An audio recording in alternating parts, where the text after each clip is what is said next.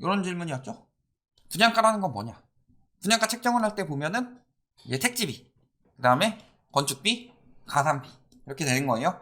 아니면은 이렇게 해가지고 택지 플러스 택지 가산비, 그 다음에 건축 플러스 건축 가산비. 분양가가 앞으로 오를 수밖에 없는 상황이냐 이런 걸 말씀하시는데 거품 투성이다. 여기서 하나 보실 게 있는데, 자, 이게 건설사 건설 원가 구조 파일입니다. 위에서부터 한번 볼게요. 원가 구조. 자, 2022년 건설사 매출 원가율은 21년 대비 1.2%포인트 이상 상승할 것. 왜? 일단 아까 건설비 이야기했는데요. 매출 원가에서 재료비 노출도는 30% 내외다. 30% 내외도 굉장히 크게 잡아준 거예요. 그래서 밑에 한번 보시면은 건설비 아까 이야기했죠. 택지비가 반 이상이고, 그러니까 택지비가 막 50%라고 합시다. 그리고 건설비가 한 30% 잡고 가산비 20% 잡아요. 그러면 이 30% 중에서도 그 중에서 23.6%, 26.8% 요거밖에 안 돼요. 그럼 어떻게 돼요? 외주비 다 외주 내주고 가격 많이 한 거고, 재료비 비중은 굉장히 적어요.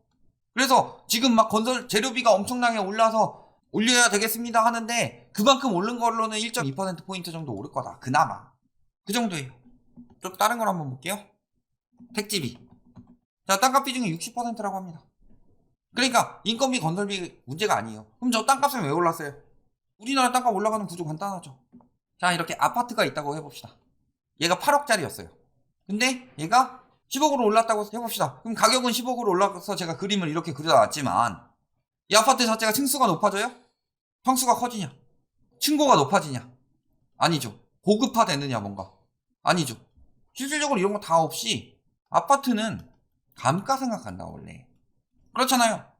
빈집으로 두든 누군가 전세를 놓든 내가 직접 들어가서 살든 그 집은 점점 더 노후화 되는 건 당연한 일이죠. 자, 아까 책정할 때 택지비, 건축비, 가산비라고 했어요. 이 가산비에는 대부분 뭐 이익 챙겨가는 거 이런 거니까 영향 없고, 건축비인데 이 건축한 건물이 노쇠가 되니까 떨어진다고 볼 수 있죠. 그러면은 뭐가 올라가서 올라간 거냐? 택지비가. 그러니까 집값이 올라가면서 택지비를 올린 거예요.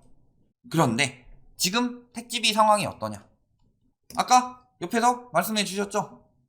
표준 공시지가가 하락하고 있다고 하죠. 그러니까 공시지가가 떨어지고 있다는 건 무슨 소리예요? 땅값이 떨어지고 있다는 소리죠. 그러면은 아파트 자체는 감가상각이 되는데 땅값이 떨어진다. 그리고요, 택지비는 떨어져요? 재료비 올라간다고 해서 올라가는 비중은 굉장히 적죠? 인건비 올라간다고 하더라도 한계가 있죠. 사실 제일 많이 들어가는 건 뭐예요? 하청에 하청. 하청에 하청 해가지고 하는 거라 깜깜이로 높게 책정해놓고서 가져가는 거. 이게 핵심이죠. 그래서요, 보셨을 때 어때요? 서울주택도시공사가 아파트 분양 원가와 택지 조성 원가를 추가로 공개했다 했을 때 어때요? 2016년, 2017년은 1100만원, 2018년에 한 곳은 1000만원 수준. 자, 송파구예요. 송파구가 분양 원가가 1100만원이에요. 물론 택지비 올랐다. 그래, 택지비 오르고 플러스 인건비 올랐죠? 재료비 올랐다고, 이런 거 다 가정한다고 칩시다. 그랬을 때 이번에 송파랑 가장 비슷하게 송파 인근에서 가장 분양한 아파트가 뭐예요? 두수주공, 올림픽, 파크, 호레옹. 이 아파트 저기 분양가 얼마 나왔죠? 평당 3,829만원. 자, 이런 거 다 반영한다고 쳤을 때도 1,100만원에서 2018년이에요. 불과 4년 만에 이렇게까지 오를 만한 상황이냐, 이런 것도 생각을 해보셔야 되겠죠. 그러니까 뭐라 그랬어요? 자신 있으면 원가 까라. 분양가에 거품이 없으면 원가를 까면 된다. 근데 원가는 안 까죠. 그러면서 뭐에 맞춰요? 주변 시세. 주변 시세에 맞추면 어떻게 돼요?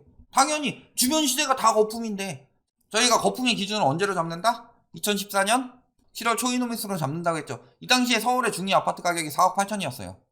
근데 지금 2022년, 지금 12월이죠. 지금 기준으로 거의 한 13억 가까이 될걸요? 그러면은, 자, 물가 상승률 대비했을 때 지금 물가 상승률 대비하면 한 5억 중반 정도 돼야 돼요, 원래. 그런데 여기까지 꼈다는 거는 곱하기 2 이상이라는 거죠. 근데 집값이 올랐다고. 자, 옆에 집값이 올라요? 예를 들어서 제가 뭐 잠실에다가 집을 짓는다고 해봅시다. 그럼 잠실 L스가 오르고 엘리트가 올라요. 내가 이미 사놓은 땅값이 올라가긴 하죠. 그런데 내가 이미 사는 땅값은 그때 산 거죠. 조성할 때 산 거죠. 그걸 일단 첫 번째로 반영하는 거. 두 번째 뭐예요? 건축비 올라봤자 얼마나 올랐어요? 세 번째 인건비 올라봤자 얼마나 올랐어요? 그래가지고 예를 들어서 보셨을 때 아파트 한 채를 짓는데 옆에 막 18억 정도 해요? 그런데 막상 땅 옛날에 사놓은 땅값 한 5억 정도 하고, 건축비 이거저거 해가지고 한 3억 정도 하고, 건축비 인건비 막 합쳐가지고 하고, 하청비 다 해봤자 한 10억이면 뒤집어 쓴다고 해봅시다. 10억이면 뒤집어 쓰면 원가가 10억이 나오는 거예요. 근데 원가 공개 안 하죠. 왜? 여기 18억이니까 우리는 14억에 분양하겠습니다 라고 하면서 뭐라 그래요? 4억의 안전마진이 있다. 이런 식으로 해서 홍보를 해서요, 엄청 비싸게 팔아먹어요. 그러니까 당연히 원가를 공개를 안 하는데 어떻게 분양가 거품이 있다 없다를 논할 수는 없겠죠. 정확히는 못 논하겠죠. 그렇지만 분명히 분양가가 비정상적으로 올라갔는데 시세보다 저렴하니까 싸 보이는 거고, 그 다음에 이런 것들 때문에 올라간다고 계속 언론 플레이를 하니까, 그러면은 얼마나 올라간지 원가를 까봐라. 그러면은 원가 까라고 하면 뭐라 그래요? 원가를 공개하게 되면은 그 가격에 맞춰서 지어야 하기 때문에 품질이 떨어지고요. 그래서 수분양자들이 피해를 입는다. 이딴 식으로 언론 플레이를 하고 있어요. 근데 잘 생각해보세요. 10억짜리를 14억에 분양을 하게 돼요. 그럼 원가 얼마나 나와야 될까요?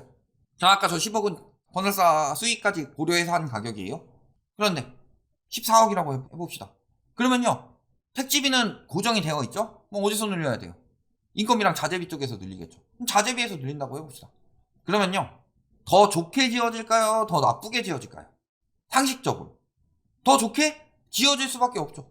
그러니까 원가 안 까고 절감할 만큼 최대한 절감하고, 얼마 전에 저기 광주에서 아파트 무너졌잖아요. 그거 왜 무너졌어요?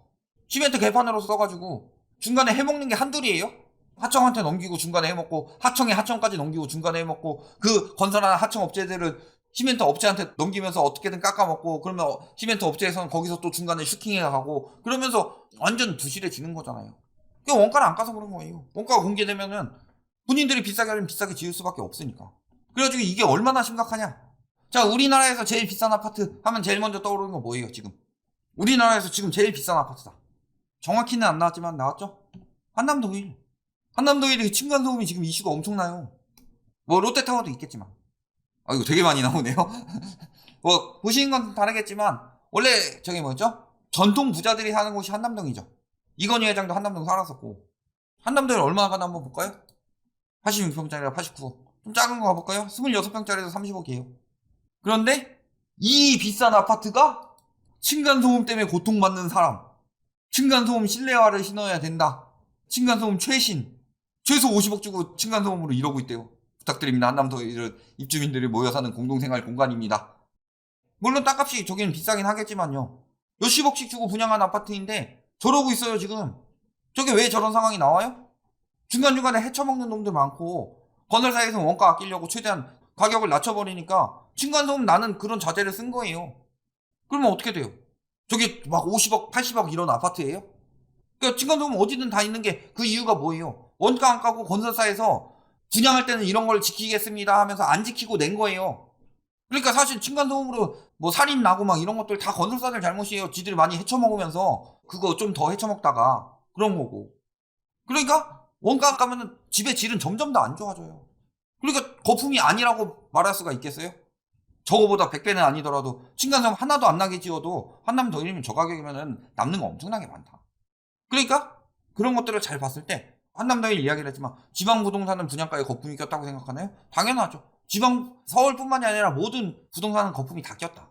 다만 이제 진짜로 막 지금 이번 상승기에도 거품이 한 번도 안 낀 지역도 있죠. 거기에 주변 시세에 맞춰서 분양가가 나온다. 그런 데는 조금 예외가 되겠지만, 근데 그런 데는 건설사 때 안 들어가요. 수익이 안 나서. 잘 그렇게 보시면 되겠더라.